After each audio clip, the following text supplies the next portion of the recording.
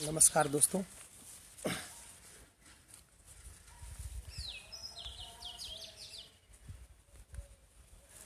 आज के इस फेसबुक लाइव सेशन में मूलतः कल की बात का ही कंटिन्यूएशन होगा। कल हम लोग स्त्री मुद्दे पर चर्चा कर रहे थे और कल की पूरी चर्चा में सिर्फ इस बात तक पहुंच पाए कि सेक्स और लिंग में क्या अंतर है। और मैंने आपको समझाते हुए बताया कि देखिए, सेक्स एक पहचान है जिसके आधार पर हम सारे प्राणी जगत को, जिसमें मनुष्य भी शामिल है, उनको नर और मादा दो वर्गों में बांट सकते हैं। दूसरा विभाजन हम लोगों ने कल जेंडर के आधार पर किया था और उसमें सीखा था कि जेंडर के आधार पर जब हम दुनिया को बांटते हैं तो विभाजन नर मादा के आधार पर नहीं होता, बल्कि स्त्री और पुरुष के आधार पर होता है। और यह विभाजन सारे प्राणी जगत में कार्य नहीं करता, केवल मनुष्यों के लिए काम करता है।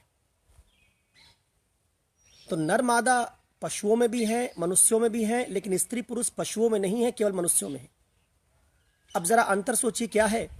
कल बताया कि अंतर सिर्फ इतना है कि पशुओं को प्रकृति ने जिस प्राकृतिक अवस्था में बनाया, पशु उसके बाद कोई संस्कृति, धर्म, समाज खड़ा नहीं कर पाए।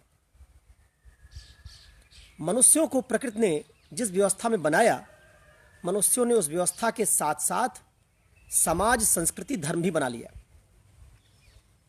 और उसी समाज, संस्कृति और धर्म में उन्होंने ये तय किया कि मादाओं को साड़ी पहनना होगा, बुर्का पहनना होगा, सिंदूर लगाना होगा, मंगलसूत्र पहनना होगा, घर के भीतर रहना होगा, और नर लोग घर के बाहर काम करेंगे। दोनों की भाषा बोली में अंतर, व्रत त्योहार में अंतर। करवा चौथ का व्रत पुरुष नहीं रखते, स्त्रियां रखती हैं। ये सारा सांस्कृतिक विभाजन है। संस्कृति पशुओं में नहीं होती, संस्कृति सिर्फ मनुष्यों में होती है। इसलिए उसी संस्कृति के आधार पर जो सिर्फ मनुष्यों में है, उस संस्कृति के आधार पर किए गए ऐसे विभाजन को, जिसमें स्त्री पुरुष बनते हैं, उसको हमने कल लिंग कहा था, जेंडर। और इसे सिद्ध करने की कोशिश की थी कि सेक्स जन्मजात पहचान है, प्राकृतिक पहचान है, जबकि लिंग एक सांस्कृतिक पहचान है, निर्मित पहचान है। सेक्स पैदा होता है, लिंग बनाया जाता है। जो कुछ कृत्रिम है, जैसे समाज कृत्रिम है, समाज बनाया गया है। संस्कृति कृत्रिम है, संस्कृति बनाई गई। धर्म कृत्रिम है, धर्म बनाया गया है। तो स्त्री सिंदूर लगाकर प्रकृति ने पैदा नहीं की थी। प्रकृति ने स्त्रियों को लिपस्टिक नहीं लगवाया था। प्रकृति ने विवाह के बाद स्त्री को पुरुष के घर भेजा जाएगा, ये नियम नहीं गढ़ा था। ये नियम हमने बनाए हैं। इन नियमों के आधार पर हमने दो वर्ग गढ़े, जिनमें से एक को स्त्री और दूसरे को पुरुष कहते हैं। ये बात कल की चर्चा में हम लोगों ने देखी थी और समझा था कि कैसे लैंगिक विभाजन, स्त्री पुरुष का विभाजन सांस्कृतिक है, कृत्रिम है, और नर और मादा का विभाजन प्राकृतिक है। नर मादा पैदा होते हैं, स्त्री पुरुष बनाए जाते हैं। तो सवाल उठा था, बनाए कैसे जाते हैं। मैंने आपको सिखाया था कि देखिए, जब हम पैदा होते हैं तो हम केवल हार्डवेयर लेके पैदा होते हैं। हमारे पास अपना जैविक शरीर होता है, उसमें कोई विचार नहीं होता। हमारा मस्तिष्क टेबुला रासा होता है, खाली स्लेट की तरह होता है। उसमें जैसे जैसे आप अलग अलग किस्म के विचार भरते जाएंगे, वैसे वैसे वही एक समान जैविक प्रक्रिया से जन्मने वाला आदमी आगे चलकर दलित, शूद्र, ब्राह्मण, हिंदू, मुसलमान, स्त्री, पुरुष बनता चला जाता है। साड़ी पहनना स्त्रियां सीखती हैं, बाल लंबा रखना उनको सिखाया जाता है, बिंदी लगाना सिखाया जाता है, घरेलू काम सिखाया जाता है। ये सब सीखे हुए गुण हैं, ये अर्जित गुण हैं, जन्मजात गुण नहीं है। अब इसके बाद, इस चर्चा के बाद, चर्चा काफी लंबी हो सकती है, इस पर मैं बहुत सारा बोल सकता हूं। मैंने कल भी कहा था कि लैंगिक विमर्श पर जो कक्षाएं मैं लेता हूं, उनमें जेंडर पढ़ाने में मुझे 14 घंटे लगते हैं। 7 क्लास लेता हूं करीब 2-2 घंटे की, तब जेंडर खत्म होता है। फिलहाल उतने विस्तार से जाने के बजाय कल वाली इस चर्चा को आगे बढ़ाने के लिए अब एक दूसरा तरीका मैं अपना रहा हूं। सीधे आपके सवाल पर जा रहा हूं। सवालों के माध्यम से ही जहां जहां मुझे जो जरूरी रेफरेंसेस होंगे वो मैं देता जाऊंगा। तो चलिए सवाल शुरू करते हैं। मेरे पास ढेर सारे सवाल हैं, बीच बीच में सवाल देखता भी जाऊंगा। सवाल पूछा है किसी ने कि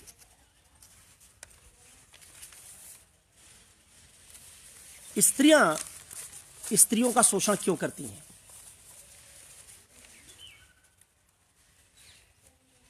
प्रायः घर में सास अपनी बहू का शोषण करती है, अपने बेटे से चाहती है, कहती है जोरू का गुलाम मत बनना, बीबी को कंट्रोल करके रखा करो। अगर घर में गांव में एक बेटा अपनी पत्नी की कभी कभी पिटाई कर दे सास के कहने पर, तो सास खुश रहेगी, जबकि सास भी स्त्री है, बहू भी स्त्री है। तो एक सास अपनी ही वर्ग की बहू को क्यों पिटवाना चाहती है। सबरीमाला मंदिर में एक स्त्री चली गई, सुप्रीम कोर्ट का आदेश था कि स्त्रियां जा सकती हैं। उस स्त्री की सास ने उसको घर से निकाल दिया। प्रायः स्त्रियां ही चाहती हैं कि उनको घर में बेटा पैदा हो। इस तरह के कुछ सवाल आपने मुझसे पूछे हैं। इसी सवाल के जवाब से बातचीत शुरू करते हैं, फिर क्रमशः मैं आगे बढ़ूंगा। देखिए, हम जो कुछ काम करते हैं वो सब हमारी चेतना से होता है और हमारी चेतना निर्मित की जाती है। उसको निर्मित करने का काम संस्कृति, नैतिकता, समाज करते हैं। इसलिए कोई अपने शरीर से स्त्री दिखती है तो इससे यह मत समझिएगा कि उसमें स्त्री वर्ग की चेतना है। हो सकता है स्त्री होने के बावजूद उसकी चेतना सांस्कृतिक हो। बात समझने के लिए एक उदाहरण देखिए। हमारे देश में जब जमींदारी थी तो गांव में जो एक जमींदार होता था उसके लठैत किन जातियों से आते थे। सारे लठैत क्या ठाकुर ब्राह्मण होते थे? ब्राह्मण तो लठैत बनेंगे नहीं किसी छत्री के। जमींदार ज्यादातर छत्री थे। अगर हम उत्तर प्रदेश की, बिहार की, इन राज्यों की बात करें तो मैं हिंदी में बोल रहा हूं, हिंदी भाषी राज्यों को ज्यादा मुख्य धारा में रखते हुए इस विमर्श को कर रहा हूं। तो हिंदी भाषी राज्यों में ब्राह्मण तो छत्री से श्रेष्ठ मानते हैं, उसका लठैत बनने के लिए आएंगे नहीं। छत्री भी गांव में कम है, जनसंख्या कम है, तो एक छत्री का जमींदार जो छत्री, उसका लठैत कौन होगा? उसका लठैत होगा दलित, पिछड़ी जाति का व्यक्ति। वो लठैत किसको पीटेगा? वो लठैत अपनी ही जाति के किसी व्यक्ति को पीटेगा। इसका मतलब एक जमींदार अपने यहां दलित लठैतों को रखता है और वो दलित लठैत अपने ही दलित समुदाय के लोगों को पीटते हैं। क्यों? क्योंकि वर्ण व्यवस्था की चेतना से युक्त वो लठैत दलित वर्गीय चेतना से अपरिचित था। उसके मन में दलित समुदाय की चेतना नहीं थी। उसकी सारी चेतना सांस्कृतिक तरीके से सवर्णों ने गढ़ी थी। उसी सवर्ण चेतना से युक्त वो व्यक्ति दलित होते हुए भी दलित व्यक्ति की पिटाई करता था। आज क्या आप किसी दलित की पिटाई करवा सकते हैं?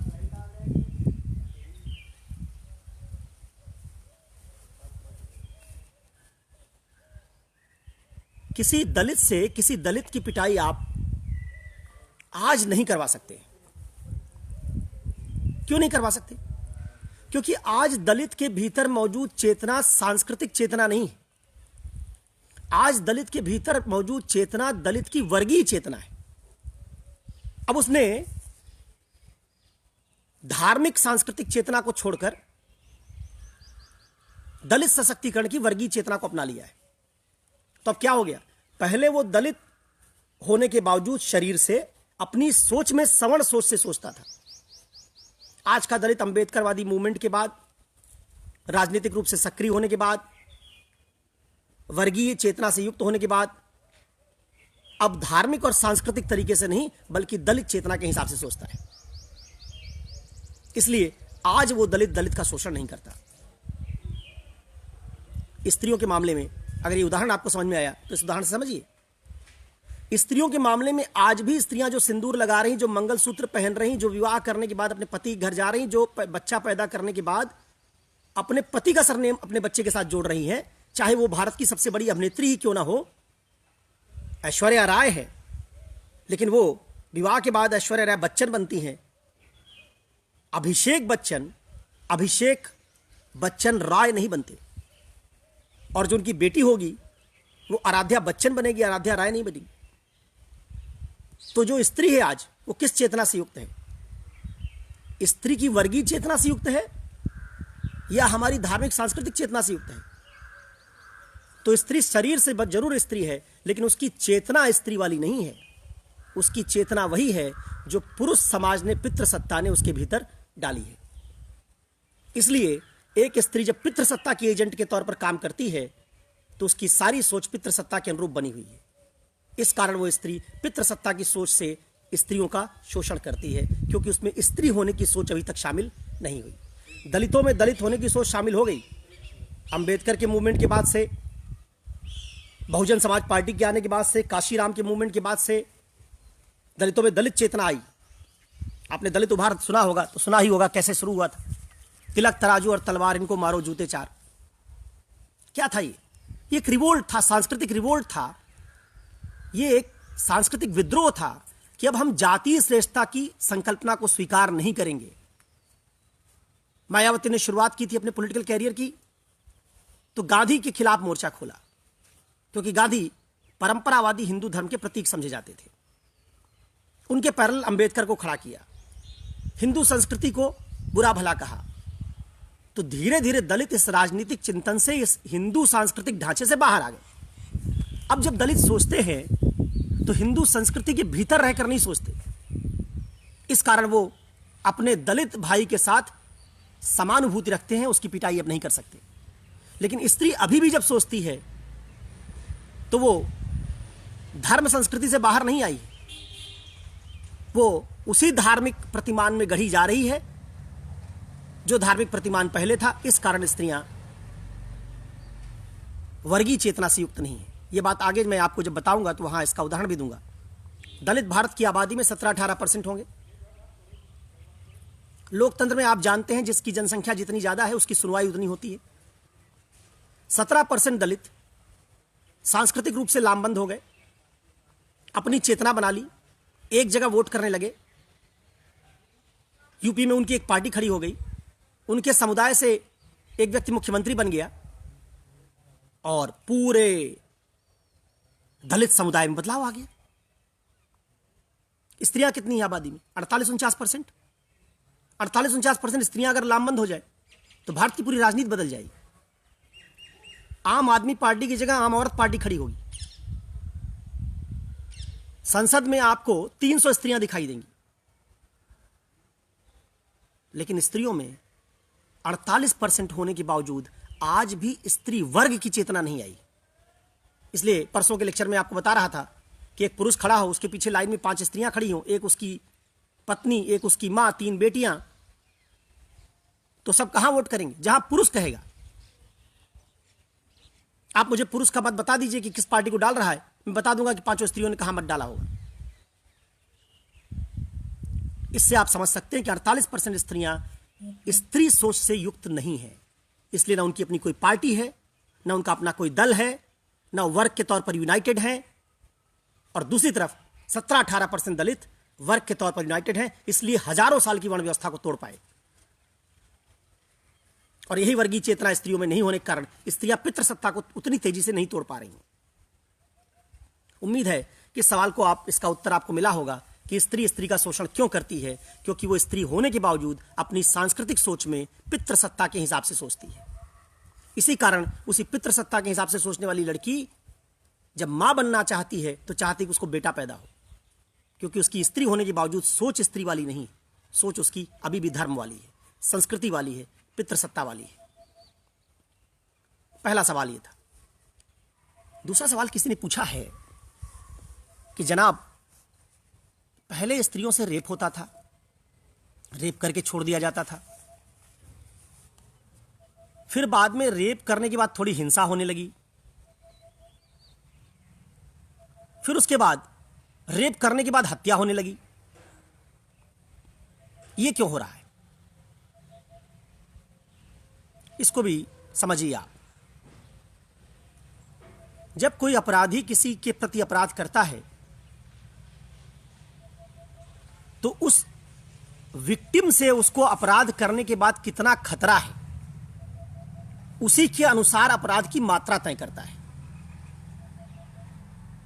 मान लीजिए एक बड़ा माफिया किसी एक आम आदमी का अपहरण कर ले, उठा ले जाए उसको, उसकी जमीन खरीदने के लिए उसको डराए धमकाए कि अपनी जमीन मेरे नाम लिख दो, और वो जानता है कि वो उस माफिया को जानता है अच्छी तरह से, ड्रेड क्रिमिनल है वो, नहीं लिखेगा तो कल उसको मार देगा।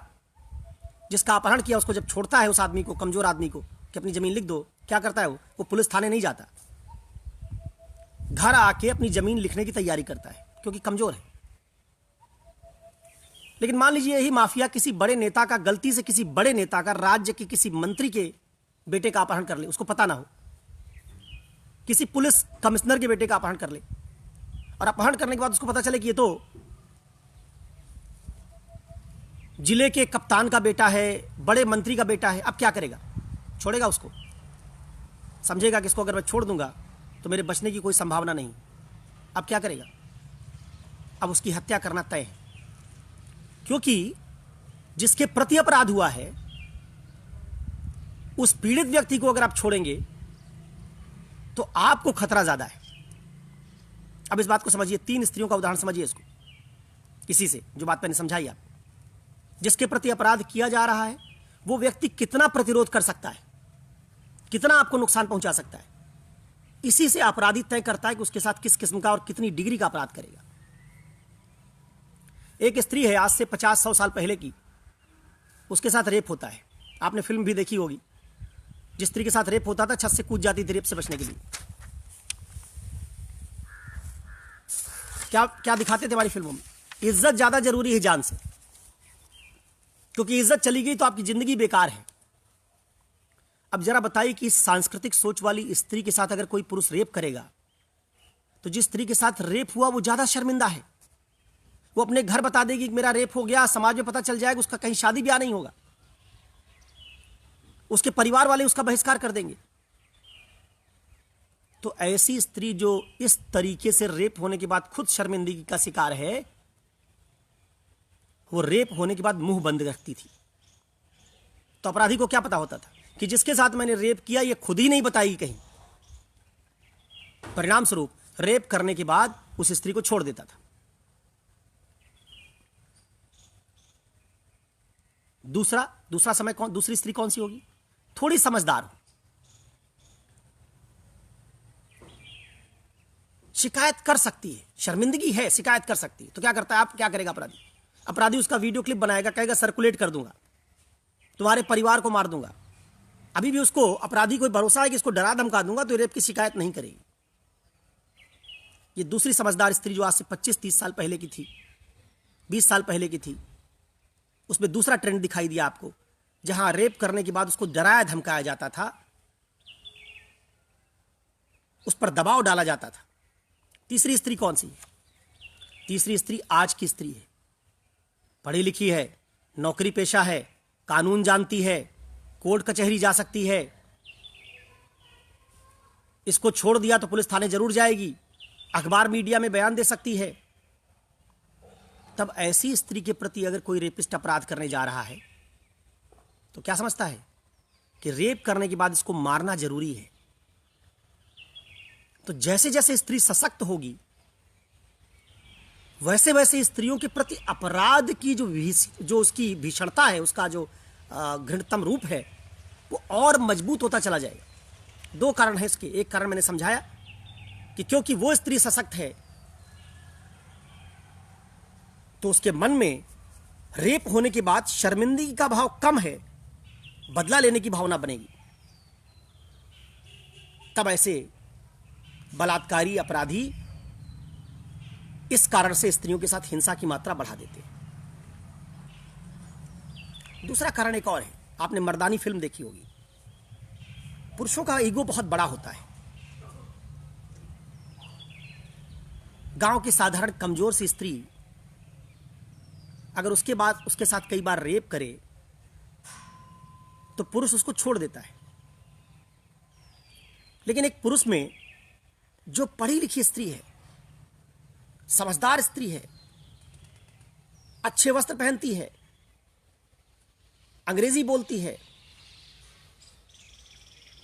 ऐसी स्त्री के प्रति उसके मन में उसका जो ईगो है, मेल ईगो, वो उसको पचा नहीं पाता। जैसा आपने दिल्ली गैंग रेप के केस में उसके वकील का बयान सुना होगा, एपी सिंह का। क्या कह रहा है कि मेरी स्त्री अगर रात में घूमने, मेरी बेटी ऐसे रात में घूमने जाती, बेटी बहन, तो मैं खुद ही जला देता, मार देता। मेल बर्दाश्त नहीं कर पाता। अभी इसका अहम खत्म नहीं हुआ है, तो जो अहम इसका बचा हुआ है, तो रेप के साथ उसके साथ ये बदले की भावना भी जोड़ देता है।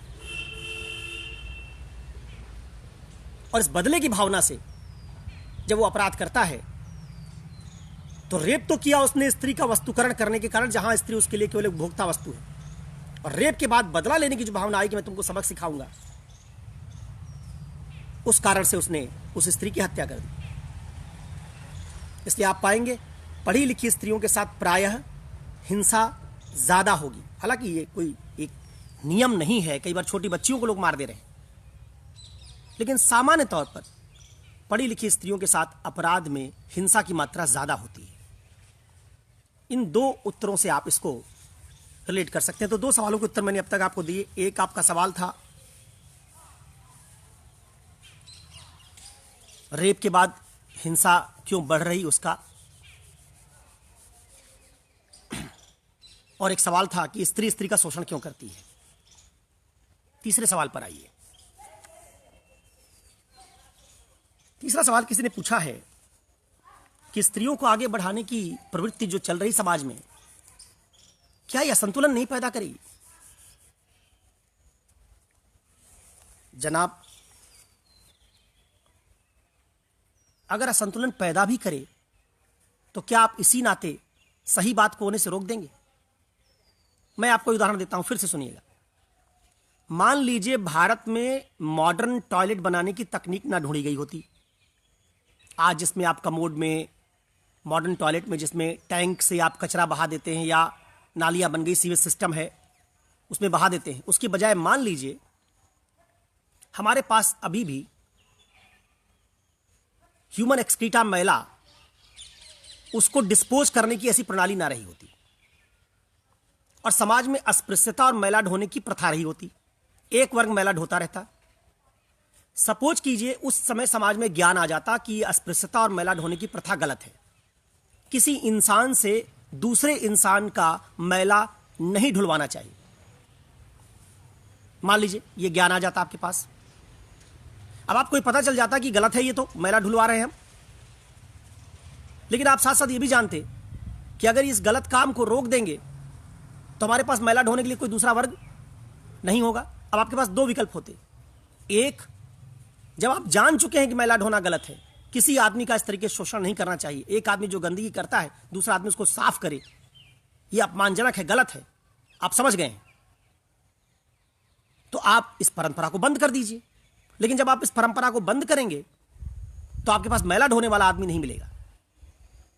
तो क्या आप इस असंतुलन से बचने के लिए कि चूंकि मैला ढोने वाले हमारे पास दूसरे लोग नहीं मिलेंगे, तो क्या इस असंतुलन से बचने के लिए आप ये अमानवीय प्रक्रिया तब भी जारी रखते?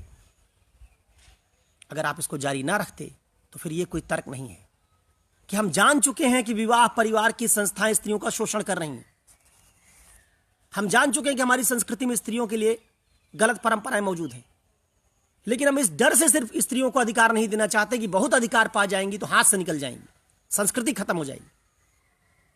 ये तो कोई तर्क नहीं हुआ। दूसरा तर्क इसी समझिए जुड़ा, दलित सशक्तिकरण हुआ, हमने समझा कि दलितों के साथ शोषण उनका गलत है, सशक्तिकरण किया। उस सशक्तिकरण के बाद गांवों में लेबर की समस्या आ गई, क्योंकि सारा कृषि का कार्य सवर्ण तो करते नहीं थे, खेत में काम करने की इनकी आदत थी नहीं, खेत के ओनर थे, लेकिन श्रम का काम सब दलित वर्ग करता था, पिछड़ा वर्ग करता था। अब मान लीजिए दलित सशक्तिकरण हो गया। दलित सशक्तिकरण होने पर हमारे कृषि क्षेत्र को खासा नुकसान पहुंचा, क्योंकि सारा लेबर जो गांव में काम करता था वो उठ के शहर चला गया, क्योंकि गांव में वर्ण व्यवस्था वाले समाज में अब दलित काम करना नहीं चाहते। इससे किसान जिनकी आय पहले से ही कम थी उनको बड़ा नुकसान हुआ। कृषि कार्य जो इस तरह के चीप लेबर पर डिपेंडेंट था उसको नुकसान हुआ।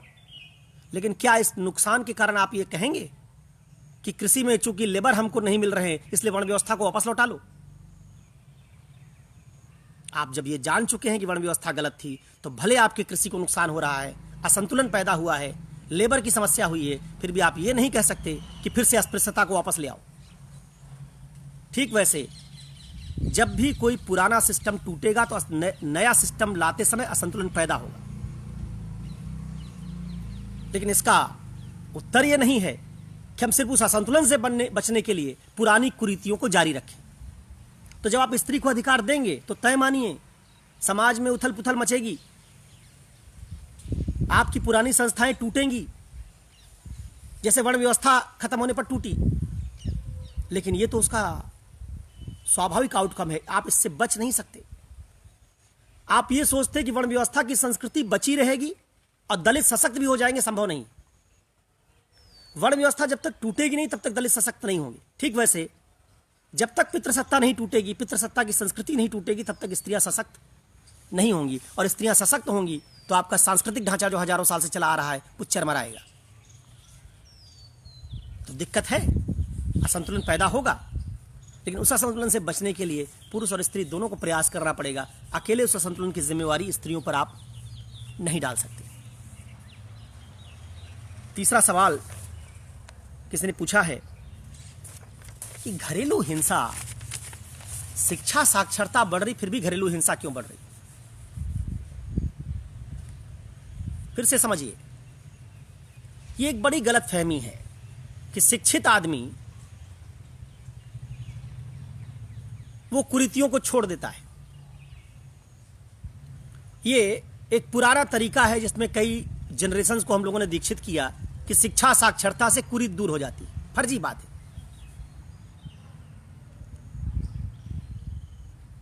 दहेज प्रथा एक कुरीति है।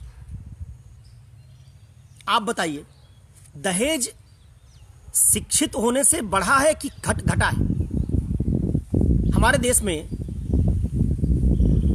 आज दहेज जितना लिया जाता है करोड़ों में, जब हमारे देश में साक्षरता की दर कम थी क्या तब भी लोग करोड़ों में दहेज लेते थे? दहेज में प्लॉट मांगते थे, घर मांगते थे, करोड़ रुपया मांगते थे। अरे घड़ी बाजा रेडियो में, रेडियो घड़ी और पलंग पे शादी कर लेते थे, साइकिल दहेज में लेते थे। ज्यादा शिक्षा बढ़ी, साक्षरता बढ़ी, दहेज बढ़ा। दहेज कौन ले रहा है? आम अनपढ़ आदमी। अरे आईएएस ले रहा है। आईएएस कौन है? अनपढ़ है। बोली लगती है। हर साल जब आईएएस का रिजल्ट आता है सिविल सर्विसेज में, तो अलग अलग लोग अपनी अपनी जातियों का लड़का निकाल लेते हैं कि कितने लड़के हमारी जाति के सिलेक्ट हुए। उस जाति की डिमांड सप्लाई के हिसाब से उस साल सेंसेक्स की तरह रेट खुलता है। ब्राह्मण समुदाय से मान लीजिए 10 ही लड़के सिलेक्ट हुए हैं। अब मांग बाजार में 20 की है। पिछले साल रेट 5 करोड़ का था, तो इस साल 10 करोड़ से शुरू होगा। और ये सब वो लोग जो भारत की सर्वश्रेष्ठ सिविल सेवा पास करके आए हैं, ये अपने जीवन की शुरुआत दहेज लेके करेंगे। और मैंने अभी 1-2 दिन पहले कहा था लेक्चर में कि अभी अभी इन्होंने सिविल सेवा में स्त्री सशक्तिकरण पर निबंध भी लिखा है। स्त्री सशक्तिकरण पर निबंध भी लिखा है। शिक्षित हैं, जानते हैं दहेज गलत है, ये भी जानते हैं कि दहेज प्रथा हमारे यहाँ कानूनन अपराध है।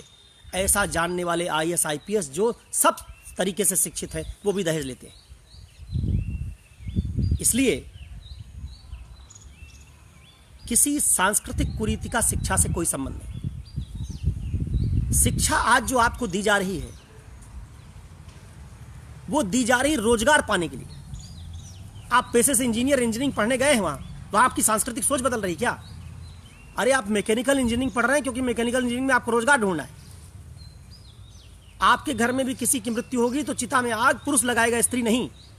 तो भले आप इंजीनियर हैं, आप न्यायाधीश हैं, जज की कुर्सी पर बैठेंगे, लेकिन आपकी भी मृत्यु होगी तो अपने बेटे को संपत्ति देके जाएंगे। आपकी मृत्यु होगी तो आपके यहां भी चिता में आग, जज हैं आप, सुप्रीम कोर्ट के जज हो सकते हैं, चिता में आग आपका बेटा लगाएगा। तो जहां जज, इंजीनियर, आईएएस ये सब सांस्कृतिक नियमों का पालन करते हो, वहां आपका यह सोचना कि शिक्षा से कोई चीज दूर हो जाएगी, इसका कोई संबंध नहीं। उल्टा, शिक्षित होने पर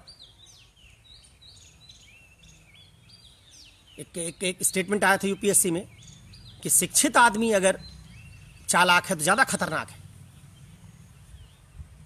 शिक्षा ने हमारे समाज में नैतिकता का प्रसार नहीं किया है। शिक्षित लोग घाघ लोग हैं, सांस्कृतिक रूप से इनकी सोच पुरानी है, उसमें जानकारी डाल दी गई है, तो हमारे भीतर जानकारी बढ़ गई है, हमारे दृष्टिकोणों में बदलाव नहीं हुआ है। हम आज भी मंदिर में स्त्रियों के जाने के समर्थक नहीं हैं। हम आज भी अपने घर में किसी के मरने पर लड़की से चिता में आग नहीं लगवाना चाहते। हम राज्य का कानून होने के बावजूद स्त्रियों को संपत्ति नहीं देना चाहते। एक पिता अपने बेटे बेटी से कहता बहुत प्यार करता है, लेकिन वो भी बेटे को संपत्ति देके जाता है, बेटी को नहीं। और भाई जो कहता है, भाई ने बहना की कलाई पे, बहना ने भाई की कलाई पे प्यार बांधा है, रक्षाबंधन के दिन गाना बजता है, वो भाई भी रक्षाबंधन के दिन 1000 रुपया देता है बहन को, ज्यादा संपन्न 5-10 हजार दे देता है। 25 साल रक्षाबंधन 25,000 दे दिया, और 25,000 दे के उसकी सारी संपत्ति हड़प के बैठ गया। इतना प्यार है तो राज्य का कानून है, एक ही पिता की दोनों संतान है, तुम बहन भाई हो, बहुत प्रेम था आपस में, संपत्ति आधी आधी बांट लेते। दो भाइयों में अगर संपत्ति नहीं बटेगी तो सब भूल जाते हैं प्रेम हो, लाठी निकाल लेते हैं, पिता के खिलाफ खड़े हो जाते हैं कि एक भाई को ज्यादा संपत्ति कैसे दोगे। लेकिन अगर बहन संपत्ति मांग लेगी किसी भाई से तो कहेंगे इतनी स्वार्थी निकली। ध्यान रखिए, सब कानून है। शिक्षा के बनने के बावजूद आज हमारे राज्यों में पढ़ी लिखी स्त्रियां संपत्ति का कानून बनने के बावजूद पैतृक संपत्ति में हिस्सा नहीं मांग रही। शिक्षा का स्तर और साक्षरता की दर बढ़ने के बावजूद पुरुष अपनी संपत्ति स्त्रियों के साथ बांट नहीं रहे हैं।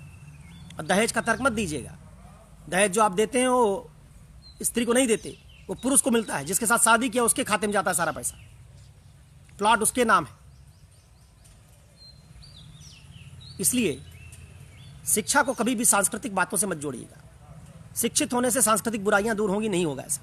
आपने सिविल सेवा में एक सवाल भी आया था कि जिन राज्यों में आर्थिक तरक्की हुई है वहां भी लिंगानुपात क्यों कम है। पंजाब में बहुत आर्थिक तरक्की हुई, लिंगानुपात कम है। तो आर्थिक तरक्की, शिक्षा, इन सबसे सांस्कृतिक कुरीतियों का संबंध सीधा नहीं है। अब आप जो बात समझेंगे कि जब देखिए घरेलू हिंसा का संबंध कैसे, इसको समझ लीजिए। दो तरह के संबंध होते हैं मानव में, एक व्यक्ति का वस्तु के साथ, एक व्यक्ति का व्यक्ति के साथ। व्यक्ति और वस्तु का संबंध तनाव रहित होता है। जैसे मेरा अपने घर के टीवी के साथ संबंध तनाव रहित है। अगर मैं लॉकडाउन के दौरान 14 घंटे टीवी देखता हूं तो टीवी कभी शिकायत नहीं करती कि 14 घंटा देख रहे हो, शोषण कर रहे हो मेरा, क्योंकि टीवी में कोई चेतना थोड़े है कि उसको शोषण की समझ हो। इसलिए टीवी शिकायत नहीं करती। इसलिए टीवी के साथ मेरा संबंध कभी तनावपूर्ण नहीं होता। टीवी को मैं पसंद करता हूं, जब भी उसका कान उमेटता हूं, बटन दबाता हूं, चल पड़ती है। तब मेरे जीवन में टीवी, फ्रिज कभी मुझे तनाव नहीं देते। ये व्यक्ति और वस्तु का संबंध है। आज से 30, 40, 50 साल पहले स्त्रियां ऐसी वस्तु की तरह थी। उनको सिखाया जाता था कि डोली गई है तो अर्थी लौटेगी, बीच में कोई स्कोप नहीं है, 7 जन्म का बंधन है। अब शादी ब्याह के बाद आपने ये सिखा के एक वस्तु को विदा कर दिया कि तुम्हारे पास इससे बचने का कोई विकल्प नहीं है। वो स्त्री भी जानती है कि जिस घर से मेरी विदाई होगी वहां रोग आके आई। पता है उसको विदाई के बाद ही घर मेरा नहीं, गाने सुनाए गए उसको।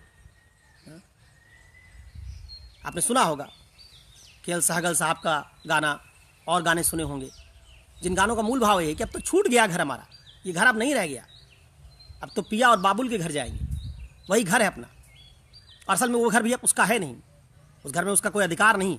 वहाँ एक मेड की तरह जा रही, खाना बनाने के लिए एक मेड, बच्चा पैदा करने के लिए एक शरीर, सुंदर आकर्षक शरीर जो यौन इच्छाओं की तृप्ति करेगा,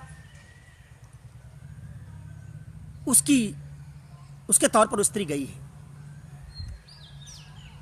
अगर वो पुरुष, अब उसको पता है कि तो वस्तु है, खाना बना के अच्छा खिलाती है, कोई अधिकार नहीं मांगती, टीवी की तरह है, कभी उसमें कोई अपने हित की चेतना नहीं है, इस स्त्री के साथ पुरुष के संबंध बड़े सौहार्दपूर्ण होते थे, क्योंकि इसमें अपनी कोई इच्छा नहीं है, अपनी महत्वाकांक्षा नहीं है।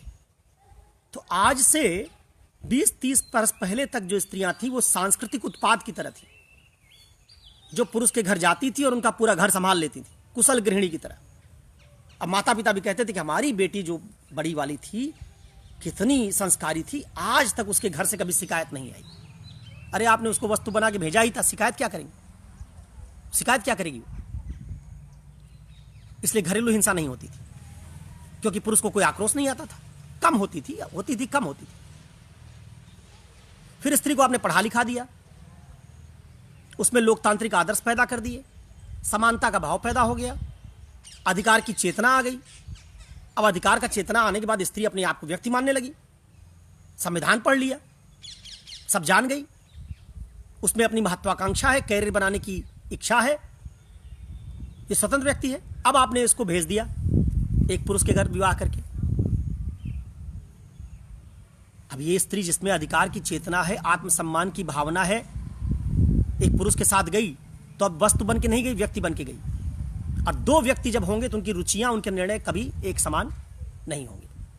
पुरुष तो बदला नहीं है, पुरुष पुराना वाला है, स्त्री नई वाली चली गई।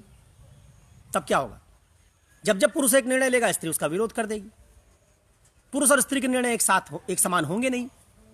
तो अब स्त्री से पुरुष को प्रतिरोध मिलने लगा, और जैसे जैसे स्त्री को पुरुष से प्रतिरोध मिलता है, पुराना पुरुष जिसमें अभी अहम भावना बहुत ज्यादा है उसको पचा नहीं पाता, तो क्या करता है?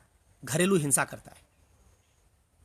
पढ़ाई लिखाई के बाद भी घरेलू हिंसा इसलिए बढ़ी है क्योंकि स्त्रियां वस्तु नहीं रह गई हैं, वो रिएक्ट करती हैं। तो पुरुष जो है वो उससे बदला लेने के लिए, पुरुष में क्या लगता है उसको कि स्त्री मेरे बराबर है, इसको पुरुष स्वीकार नहीं कर पाता। अगर स्त्री ज्यादा बड़े पद पर हो, पुरुष छोटे पद पर हो, तो विवाह का चलना बड़ा मुश्किल होगा। पुरुष ज्यादा बड़े पद पर हो, स्त्री छोटे पद पर हो, चल जाएगा। स्त्री की तरक्की जैसे होगी वैसे पुरुष के साथ उसके संबंध तनावपूर्ण होते जाएंगे। वैसे भी देख लीजिए, आप किसी रूम पार्टनर के साथ रहे होंगे कभी, जब रूम पार्टनर से आपका लगाव हो गया होगा, आप याद करते हैं, आज आपको अच्छा लगता है, लेकिन जब उसके साथ रहते रहे होंगे बड़ा तनाव रहता होगा। आपका सोने का मन कर रहा हो, गाना बजा रहा है, आप रात में पढ़ना चाहते हैं, रात में सोना चाहता है। हर 1.5 साल बाद आप मुखर्जी नगर, इलाहाबाद, बनारस में कमरा बदल देते रहे होंगे कि यार इसके साथ नहीं बनेगी। दो व्यक्ति जितने स्वतंत्र ख्यालात के होंगे, उन दोनों व्यक्तियों के बीच संबंध का निर्वाह करना उतना मुश्किल होगा। स्त्रियां जितने स्वतंत्र ख्यालात की होती जाएंगी, पुरुष के साथ उनकी निभना मुश्किल होगा, और पुरुष तब बदले में उनके साथ हिंसा की मात्रा बढ़ाता जाएगा। तो शिक्षित पुरुषों और स्त्रियों के बीच संबंध पुरुष और वस्तु का नहीं रह गया है, व्यक्ति व्यक्ति का बन गया है, इसलिए घरेलू हिंसा की मात्रा बढ़ रही है। आपके जो सवाल हैं उन्हीं को आधार बनाकर मैं आपको जवाब दे रहा हूं। अगला सवाल किसी ने पूछा है कि ये स्त्रियों पर भूत प्रेत क्यों ज्यादा आता है। अब ये सवाल रोचक सवाल है, थोड़ा विषय से हटकर है। अविनाश यादव या अवनीश यादव जी का सवाल है कि गांव में स्त्रियों पर भूत प्रेत क्यों आता है।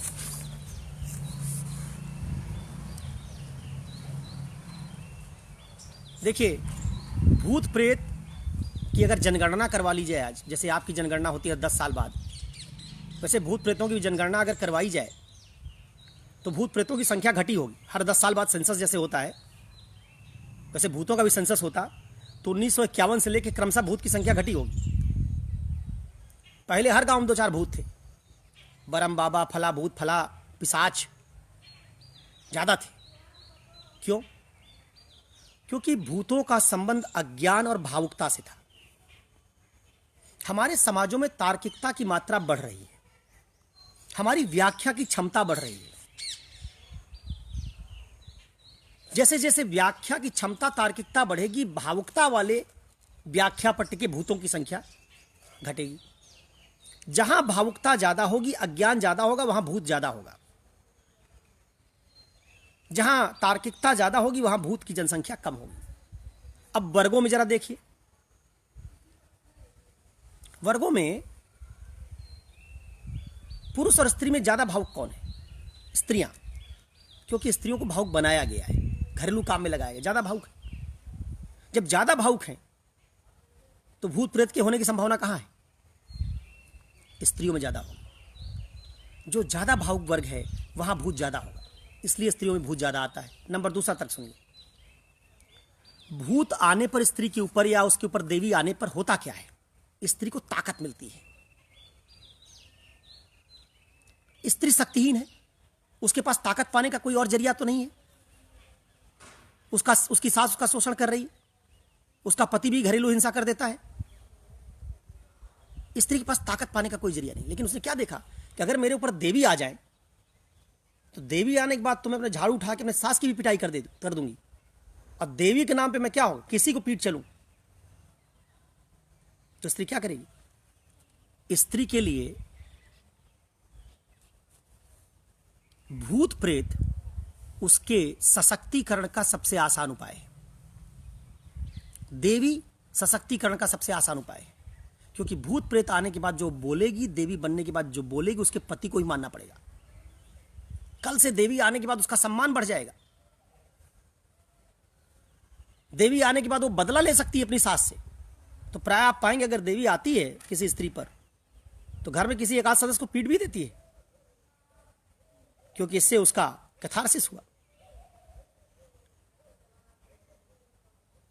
तो मैं जो समझता हूं, मेरी अपनी समझ के हिसाब से, स्त्रियों में देवी कौन सी, किसका प्रतीक है? शक्ति का प्रतीक है। तो शक्ति का प्रतीक देवी किसी स्त्री के ऊपर आई, उससे स्त्री को शक्ति मिली, और शक्ति से उसने उन लोगों का मुकाबला किया जिन लोगों का मुकाबला अपनी नारी की पहचान से नहीं कर पा रही थी। इस कारण स्त्रियों में भूत प्रेत की संभावना ज्यादा दिखती है। एक सवाल किसी ने पूछा है स्त्री और दलितों के सशक्तिकरण के मॉडल और संबंध पर। इस पर मैं बहुत ज्यादा बोलना चाहूंगा, किसी दिन समय मिलेगा तो। लेकिन फिलहाल आपकी समझ के अनुरूप मैं जो बात कहूं, देखिए, किसी ने पूछा है कि दलितों के प्रति अपराध घट गए, स्त्रियों के प्रति अपराध वैसे के वैसे हैं, बढ़ रहे, बल्कि ऐसा क्यों? आज भारत में दलितों के साथ अपराध की घटना कम हो रही है। प्रायः एक आध महीने में एक आध बार खबर आती है। गांव में होता है, भेदभाव तो खत्म नहीं हुआ है, लेकिन बड़े अपराध की खबर महीने 2 महीने में एक बार आती है, कई बार साल में आती है।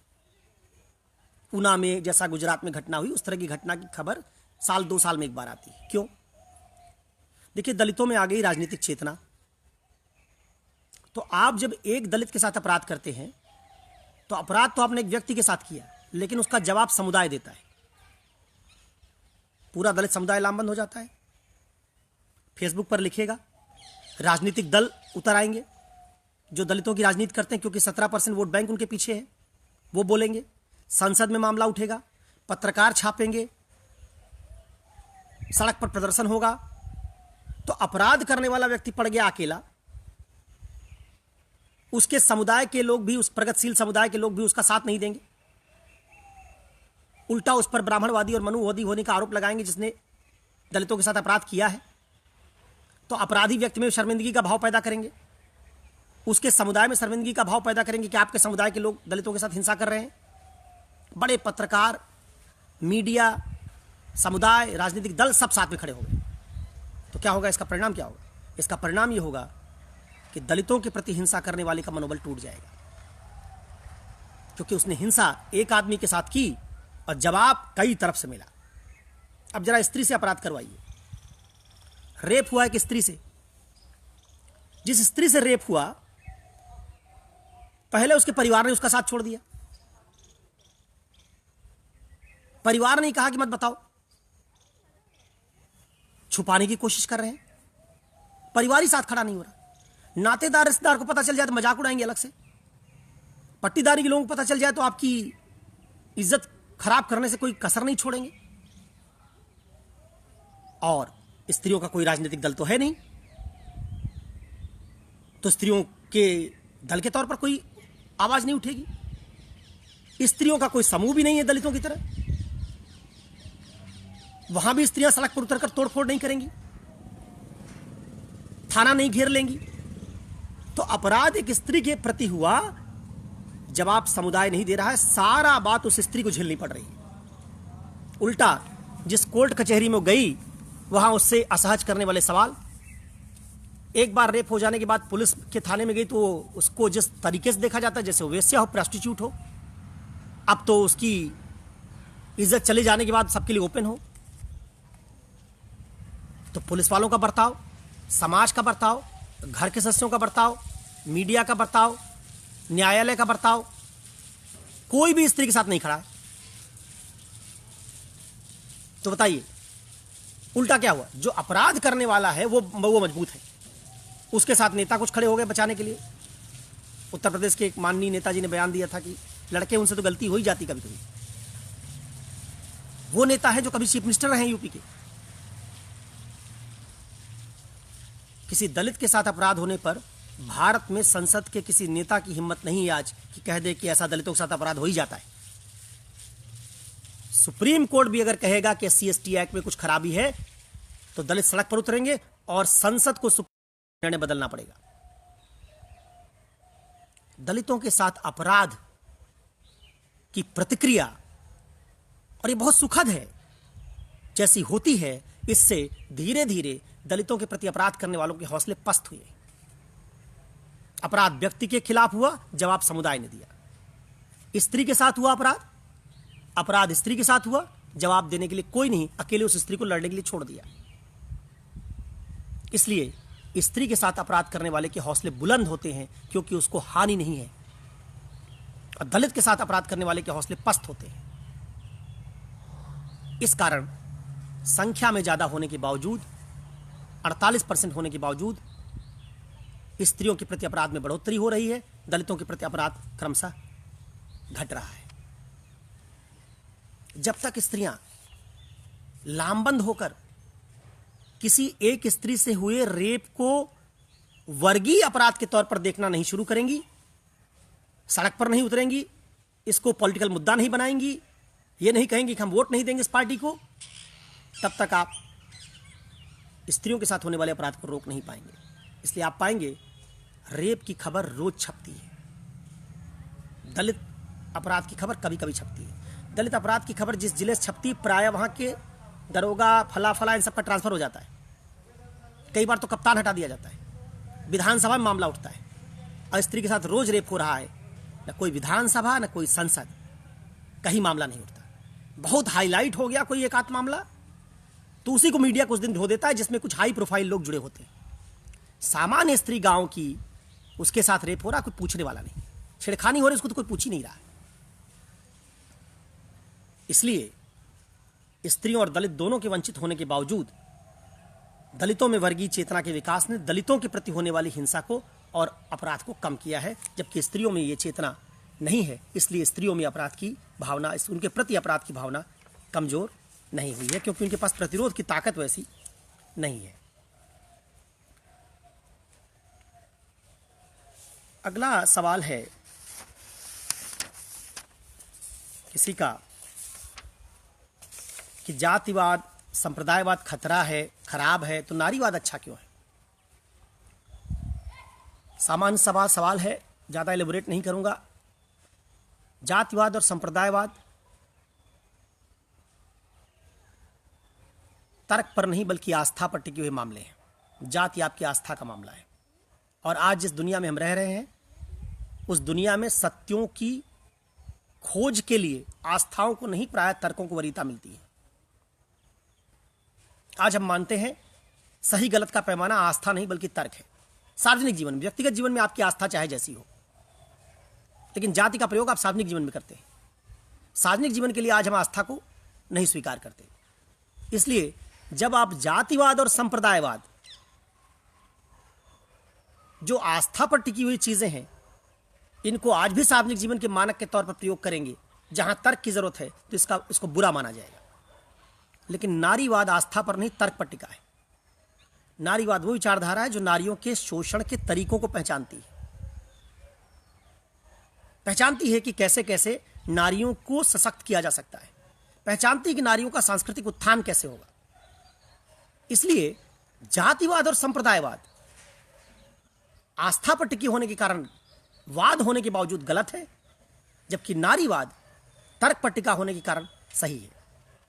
दूसरा इसका उत्तर इस तरीके से दिया जा सकता है कि जातिवाद और संप्रदायवाद समानता के खिलाफ है, नारीवाद समानता के पक्ष में है। आज समानता को हम नैतिक मान चुके हैं। चूंकि जातिवाद और संप्रदायवाद को मानने से समानता का मूल्य कमजोर होता है, इसलिए वाद होने के बावजूद जातिवाद और संप्रदायवाद खराब है।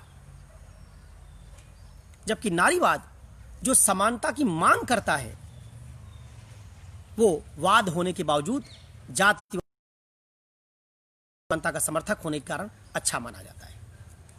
इसलिए जातिवाद संप्रदायवाद का विरोध करने से यह तर्क नहीं बनता कि आप नारीवाद का भी विरोध करेंगे।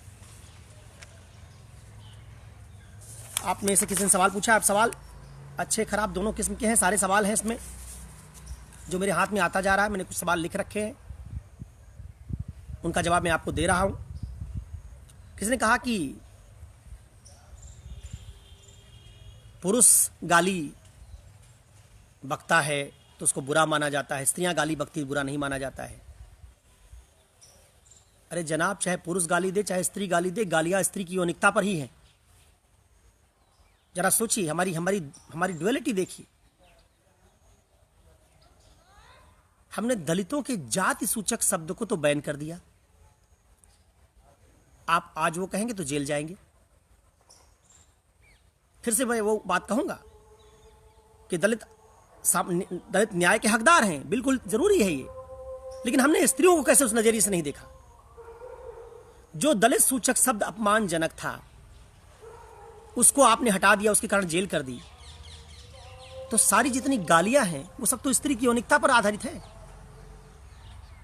वो स्त्री के प्रति अपमान सूचक हैं, उनको क्यों नहीं हटाया आप? इसका मतलब हमारी भाषा तक पितृसत्ता से ग्रस्त है। सारी गालियां स्त्री की यौनिकता पर आधारित है, उसकी सेक्सुअलिटी पर आधारित है। तो स्त्री गाली देती है तो भी असल में वो अपने ऊपर ही प्रहार कर रही है। एक कहावत ना, चाहे खरबूजा चाकू पे गिरे और चाहे चाकू खरबूजे पे जाए, नुकसान खरबूजे का होना है। तो चाहे स्त्री गाली दे चाहे पुरुष गाली दे, नुकसान स्त्री का है, क्योंकि गाली पुरुष के प्रति अपमानजनक नहीं बल्कि स्त्री के प्रति ही अपमानजनक है। तो गाली गलौज की बात को भी आपको इस तरीके से समझना चाहिए।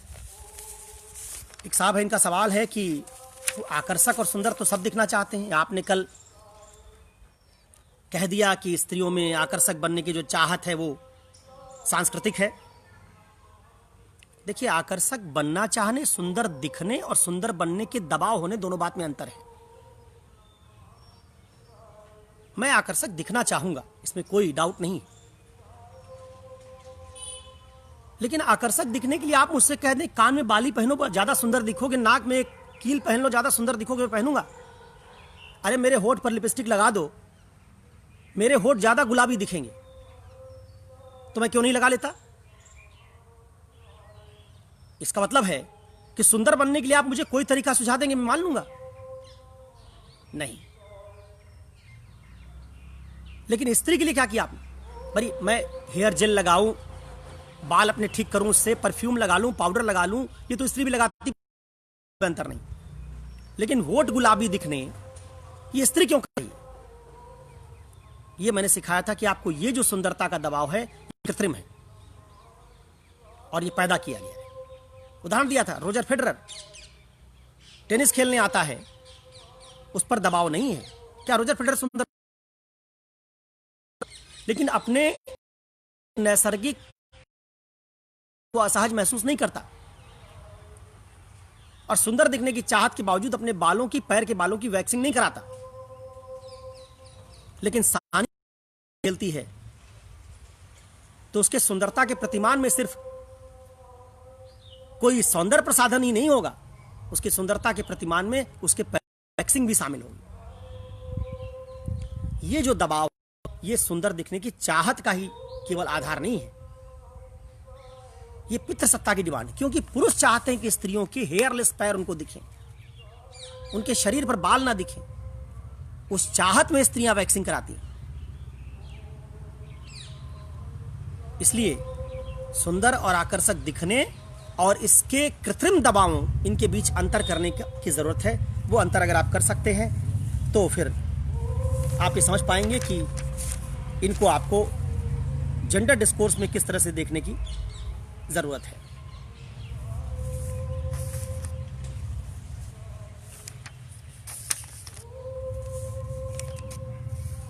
सवाल एक किसी ने पूछा है कि अगर स्त्रियों में पुरुषों का गुण डाल देंगे, पुरुषों में स्त्रियों का गुण डाल देंगे तो दोनों में पूर्णता नहीं आएगी। ये बात भी सही नहीं है। प्रेमचंद अगर आपने पढ़ा होगा तो प्रेमचंद ने तो उल्टा कहा है कि किसी पुरुष में स्त्री का गुण डाल दो, संत बन जाता है। स्त्री में कौन से गुण आप मानते हैं? भावुकता, करुणा। बुद्ध में करुणा डाल दिया आपने, क्या हुआ? बुद्ध सामान्य इंसान रहे कि संत बन गए? बुद्ध संत बन गए। अब पुरुष में क्या गुण है? जगह जगह घूरता फिरता है,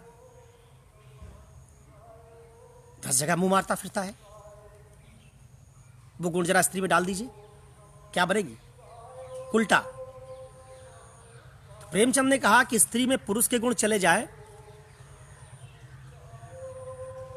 तो स्त्री कुल्टा बन जाएगी। अब पुरुष में स्त्री गुण चले जाए तो पुरुष संत बन जाएगा। खैर, उस परिप्रेक्ष्य को अगर हम छोड़ भी दें थोड़ी देर के लिए तो देखिए, मनुष्य में 2 संकाय हैं। मनुष्य 2 संकाय हैं, उसमें बहुत सारे हैं, मैं 2 की अभी चर्चा कर रहा हूं। एक भावनात्मक और एक बौद्धिक। प्रकृति ने हमको संवेग और भावना दी है, साथ में प्रकृति ने हमको बुद्धि दी है। इन दोनों संकायों का जब तक विकास नहीं होगा तब तक पूर्णता नहीं बनेगी।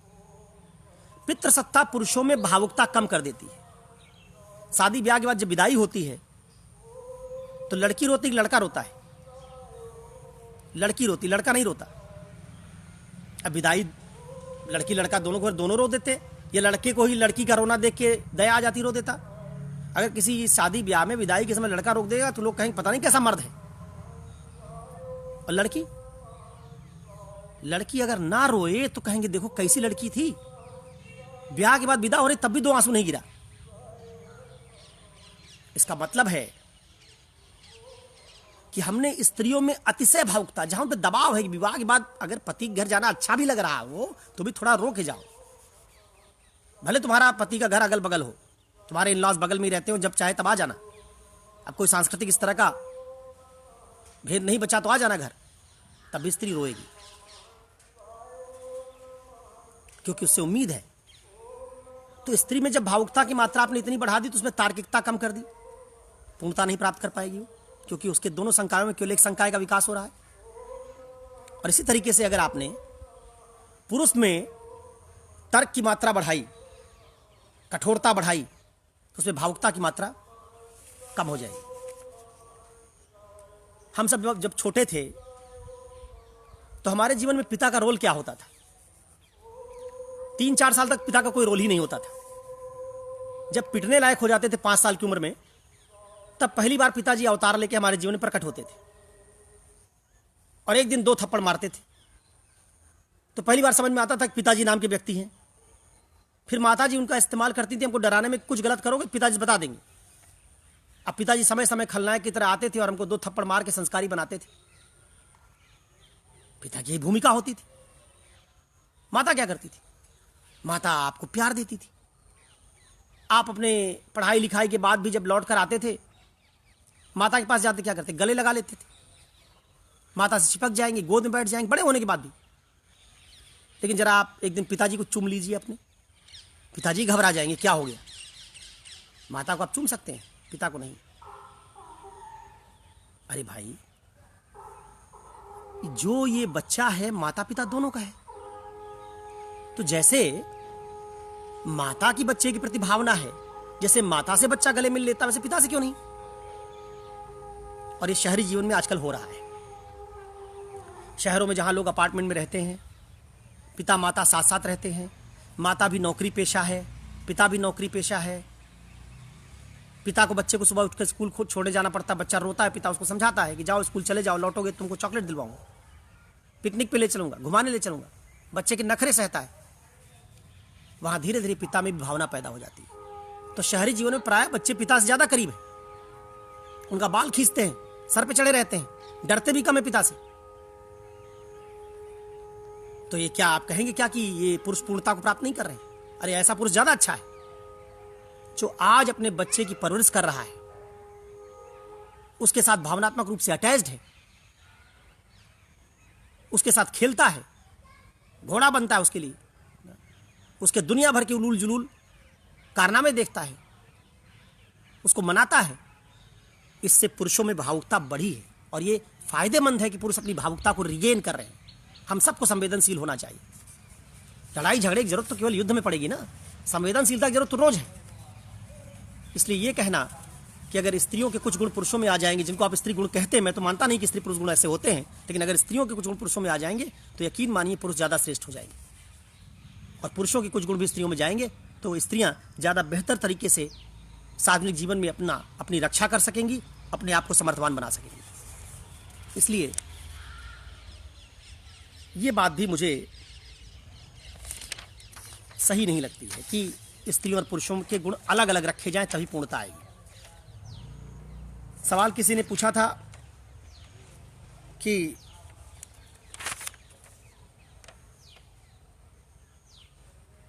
आर्मी में बाकी जगहों पर स्त्रियों के ना जाने के क्या तर्क हैं? देखिए, कोई तर्क नहीं है। प्राय तर्क दिया जाता है कि स्त्रियां शारीरिक रूप से गठन में इस तरह की नहीं। दो तीन तर्क ही होते हैं कि आर्मी में इसलिए नहीं जाना चाहिए।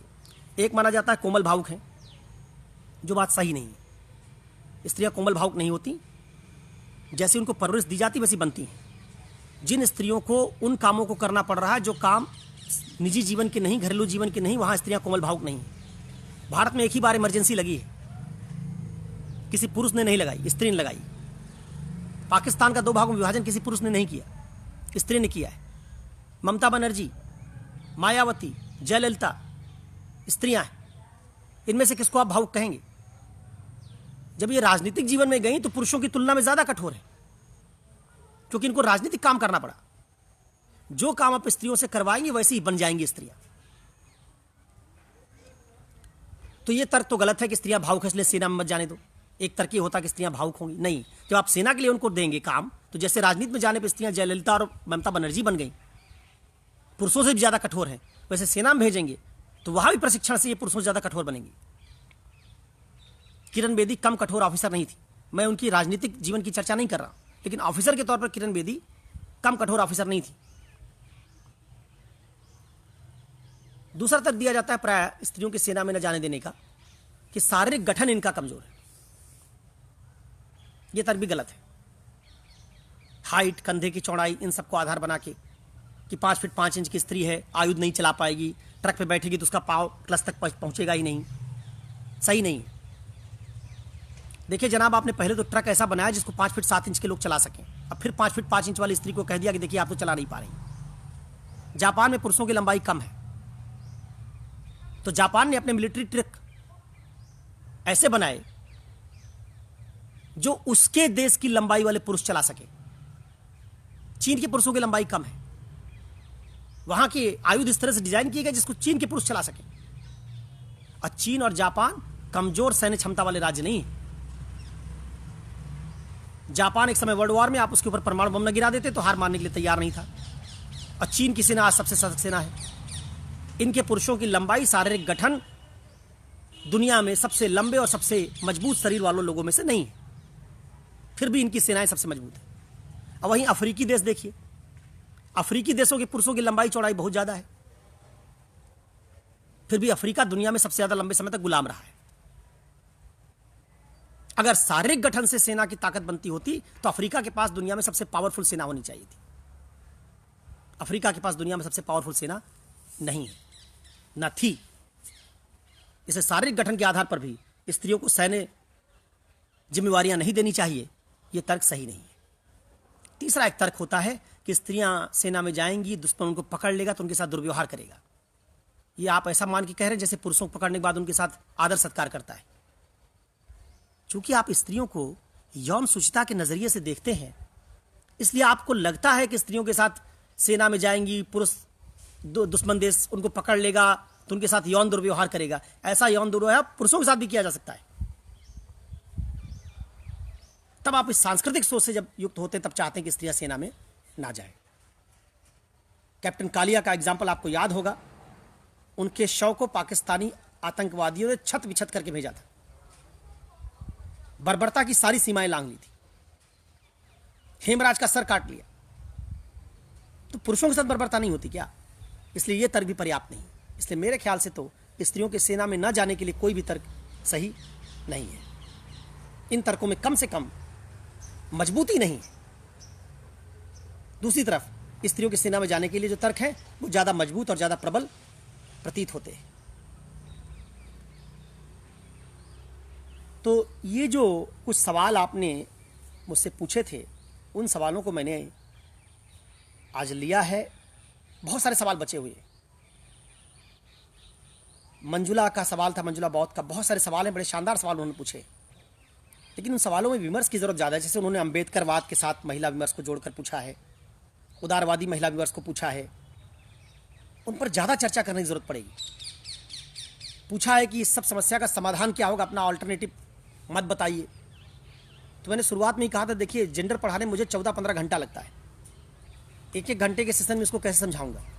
तो जो बड़े सवाल हैं जिनमें ज़्यादा वैचारिक क्लैरिटी की जरूरत है, उसको जानबूझकर मैंने छोड़ दिया। तो कई बार ज़्यादा अच्छे सवालों को मैंने छोड़ा है। कल इस चर्चा में मैं फिर महिलाओं से संबंधित कुछ सवाल और ले लूंगा। जो 7-8-9 सवाल मुझे ज़्यादा जरूरी लगेंगे, उन सवालों को मैं और ले लूंगा। और कल इस चर्चा को समाप्त करेंगे हम। तब परसों रामायण वाली चर्चा पर जाएंगे, जिसमें आपने सूपनखा, सीता, इन सब पर सवाल पूछे थे। सीता वाले सवाल में जो आपने पूछा कि अग्नि परीक्षा सही थी या गलत, इससे आपको मेरे व्यू का अंदाजा हो गया होगा।